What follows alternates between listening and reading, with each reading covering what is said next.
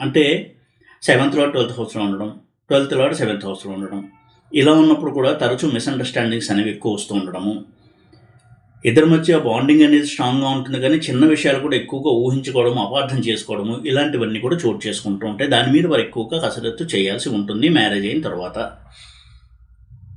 ఇద్దరు చదువుకున్న వాళ్ళే అయ్యుండొచ్చు, తెలివైన వాళ్ళే అయ్యుండొచ్చు. కానీ ఇద్దరి మధ్య ఎటువంటి సమస్యలు చాలా కాలం వేధిస్తాయి కాబట్టి దాని మీద ఎక్కువగా వాళ్ళు వర్కౌట్ చేయాలి ఆఫ్టర్ మ్యారేజ్.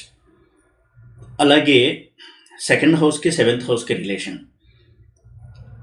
ఉదాహరణకి 7th లార్డ్ 2nd హౌస్‌లో ఉండి పాపగ్రహాలతో ఉండడము, 7th లార్డ్, 2nd లార్డ్ ఇద్దరూ కలిసి దుస్థానంలో ఉండడం ఇలాంటివి కనుక ఉన్నట్టయితే మాటల ద్వారా అపార్థాలకి గురవుతూ ఉండడము, ఒకరినొకరు దూషించుకోవడం కావచ్చు, ఒక మాట అనడం ద్వారా ఎదుటి వ్యక్తి హర్ట్ అయ్యి రిలేషన్ దెబ్బతినడము ఇలాంటివన్నీ కూడా జరిగే అవకాశం ఉంది.